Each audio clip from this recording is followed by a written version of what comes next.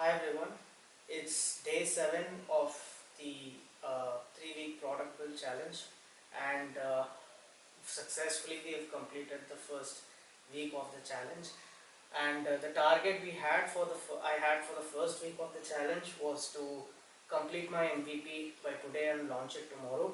And with respect to that schedule, I think we are almost on track. Initially, the thought I had was to have some sort of an app which I'll be launching tomorrow, but then with the course of the progress of this build, I had concluded that okay, we'll go with something a non-app based MVP. And so tomorrow I think the product product management club at Masters Union, the president of that club um, has suggested me that uh, he'll gather a couple of people to help me test this MVP. So uh, let's see tomorrow how it goes. But yeah, happy Diwali. First off, I think that's what I should have said first. But I think this is one of the most weirdest Diwali I've ever had, uh, and I think it will still remain the most weirdest I will ever have. But you never know. So yeah, today was all about refinement and detailing. So yesterday we had come to some sort of a structure as to this is what I was going to do, right? So yesterday the plan was first I'll have some sort of an intro about all the 4 stages of PDLC. Then I'll explain the structure of that whole exercise, and then 3 things, right? So first was we'll have a case presentation with some sort of questions, and then the second of that was to explain explain some frameworks on how to approach that problem, how to solve that problem, and to structure and classify them. And third was to have a different case to help them to check whether they are able to actually use those taught frameworks in real life or not. I mean practically, whether they are able to do it on their own or not. So while starting with that base again, what I felt was that while trying to frame these case presentations, when you do a case, you are given a case scenario, and then you know what is happening at the end of that case, right? So at the end of the day, if you are just asking questions off of that case study, then I felt like there is not much of learning there, because you are already explaining what's happening in that case, right? So I wanted to have so what I actually had in mind, I understood that it was more of a real life scenario. Let's just say that let's call it a scenario, and how you answer or how you approach that scenario. That's how my thought process was. So I think it was the term that I was misrepresenting, that I'll use case study to do this, but it was more of a real life scenario. So then I had to go back to 2 days back on what I did. So initially I tried structuring the overall product management thing, so that accordingly I will have these questions placed. But again, but that day I failed, because I felt like I just don't have that. I'm not the right person to sit and frame that, because practically from what industry I have worked on, there was continuous repetition, right? So I felt someone more experienced than me would be able to do much better justice to structuring the content and all that stuff. But it was about structuring that content that I wanted to bring on. But today, anyway, when I talk about framing real life scenarios about things under discover, define, develop, and deliver, these 4 phases, I have to make sure that I cover all the key aspects, all the key product management related aspects that are present inside anyways. So even though I didn't need a whole lot of structure to bring inside that, I had to know what all comes inside that, right?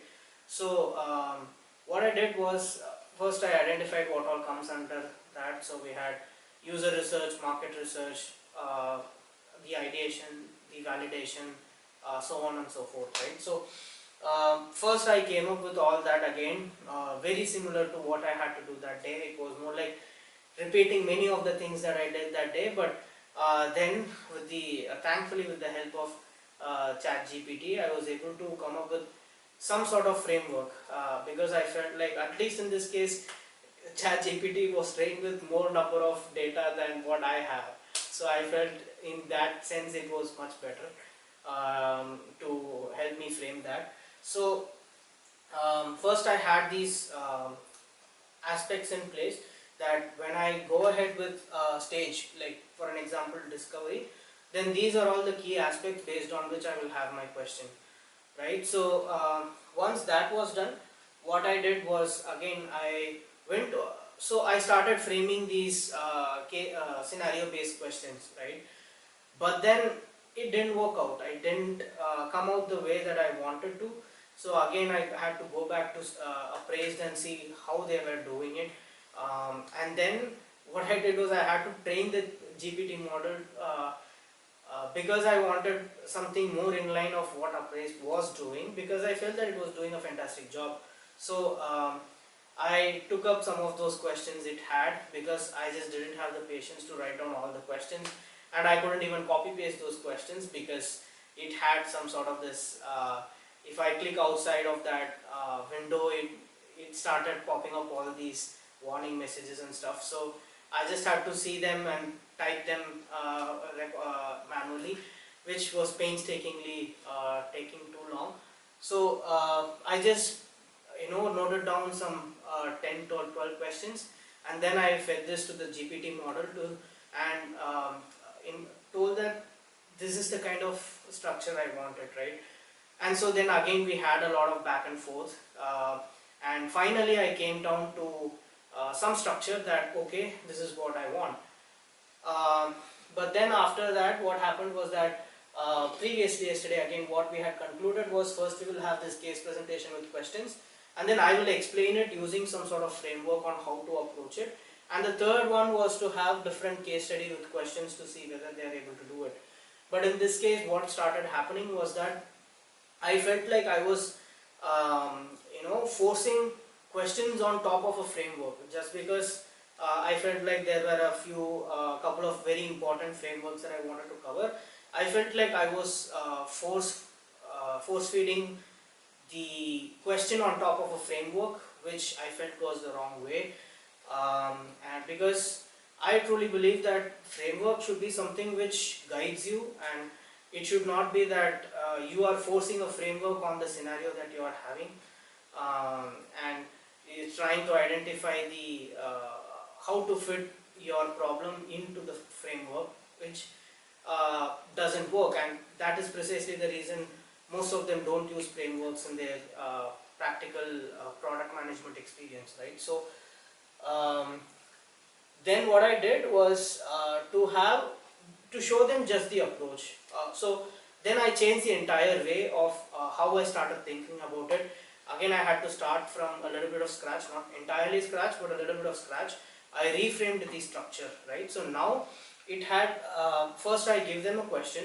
So if I have, let's say, 10 key aspects of product management under discover, for the first key aspect I give them a question, and then I give them 4 set of options, and based on the option that they choose, first, as soon as they choose in Kahoot, they will come to know whether what they did was right or wrong, which is the first step of immediate feedback. The next step of that would be me saying, okay, you selected, let's say there are 4 options, A, B, C and D, and let's say C is the right option. If you selected C, first you have to cross confirm whether is this the right reason why you chose option C, because you would have had different thought in mind and you would have chosen option C, but it might not have been the actual reason why. So first you should know why it is option C. The answer is option C, and why it is option C. Once you know that, then for the rest of the people who answered it wrong, who answered A, B and D, they should know why it is not A, B and D. And this is exactly the kind of core differentiation that we will have from what Appraised or any other platform is having, which is to have to give immediate feedback on what is right, why it is right, and what are the if the other three options are wrong, why they are wrong. And once I give them those set of uh, reasoning, then I will tell them, okay, now given this sort of a scenario, given you are doing some sort of a user research, if you come down to answering some sort of a question, then this is just a generic approach you can do to answer that particular, or to approach that particular scenario, right? This would be a good approach, a good generic approach to approach that problem statement, or to handle that problem statement. I think this is the overall structure that I have now. So first I give you question, answers, then once you select the answer, what is the right answer, why is it the right answer, what are the other three answers, and why are they not the right answers, and then what would be the good approach to approach that, handle that particular scenario the next time you come across it. So based on this, again I started framing all those questions, and this time it took a lot of time, because most of the time what I felt ChatGPT was doing was just giving me dumb questions and dumb answers. So I had to again train it a lot more in line with how I wanted it to be, because when you looked at it, the answer was very obvious, and the whole point of why I'm doing this is I want to make sure that it's confusing, because in practical life, while you're handling product management, it's actually confusing. You don't know what to do. So what you need is a right approach on how to do it. So I think then after a lot of back and forth, I came up with, now I have come up with a set of questions, and still I feel there are a lot of improvements in what I have. But this is the cutoff that I had, that okay, I will have some structure to it by this weekend, and I think I have that structure ready. So now what I will be doing, so now how the overall structure of it will work is that first I will give them the question and all the things that I told before, and once that is done, once those 10 questions are done, which handles different aspects of PM, at the end of the 10th question, once the entire section is done, I will give them a different case study, and this case study will cover most of the aspects under the discovery phase. If I am covering 10 aspects with 10 different scenarios and questions and answers, I will then have one case study which will contain most of the aspects out of that 10, which will try to cover most of those aspects. And this will be a real life example on, okay, this is whatever they did till then was based on a scenario how you would handle it, and this case study would reflect based on an actual scenario of what had happened, how did that company respond and what happened because of that. So then they will be able to correlate. This is my hypothesis again. So once they are able to correlate with all that, then I will move to the next section. So only these two will happen continuously for 4 sections, and I plan to add one more section. So till now I had discover, define, develop and deliver, but now I also thought one more set was very necessary, which was post launch, how you handle it, the growth phase, right? So handling the metrics, the analytics and all that stuff, which typically comes after you launch. So I plan to add one more phase to it, phase 5, which stage 5, which is product launch and growth. And so in that section all the sort of matrices and everything will come. So basically you have 5 sections, each section containing 10 questions, and then you first answer those 10 questions. After you answer those 10 questions, I give you a case study explaining multiple aspects present in those 10 questions to explain them using a real life case study. Similarly, I do those for all the 5 case studies.